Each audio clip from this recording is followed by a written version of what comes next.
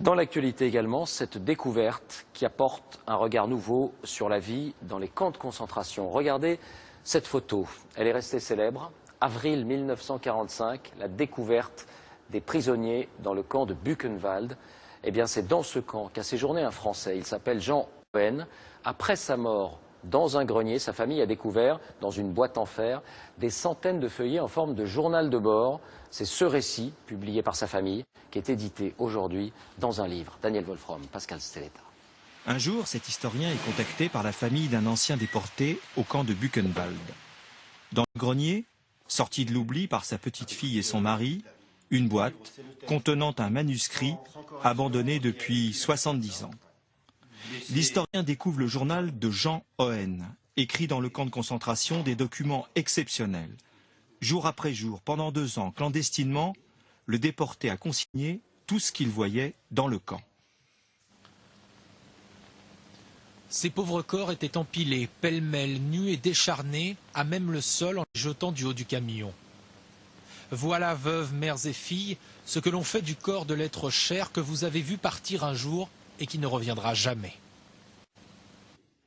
Déporté à 58 ans, Jean Ohen observe le camp avec l'expérience d'un homme qui en a déjà beaucoup vu. Pour moi, c'est un homme qui a vécu la guerre 14, qui était donc habitué à une certaine dureté et qui a vécu là des moments difficiles, mais avec une certaine humanité.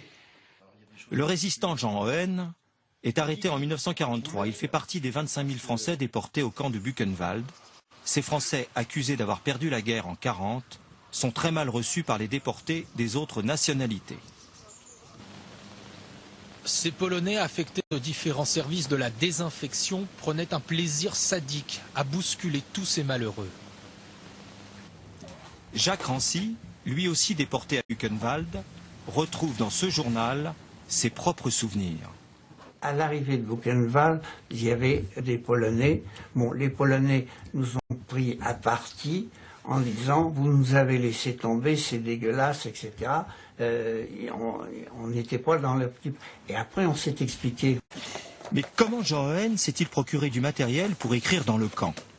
Je suis très étonné qu'il ait pu, à l'intérieur d'un bloc du petit camp, pouvoir avoir la possibilité d'écrire ces feuillets. L'explication est simple, certains déportés avaient droit à des colis. Dans son malheur, Jean Ohen en faisait partie. On sait qu'il demandait à sa famille de lui envoyer des cigarettes, du tabac. Je crois que ton grand-père ne fumait pas. Non, il ne fumait pas, non. Il fumait. Un camp, c'est un lieu où on organise, où on s'organise. Eh bien, il va pouvoir récupérer aussi, quand les moyens qui lui sont envoyés par sa famille ne suffisent pas, du papier, on le voit, ou de l'encre pour mener à bien son projet. Les camps de concentration sont des univers complexes. On y fabrique des cartes à jouer, on y échange tout et rien. Certains résistent et prennent le risque d'écrire leur journal. D'autres meurent par milliers, isolés, assassinés.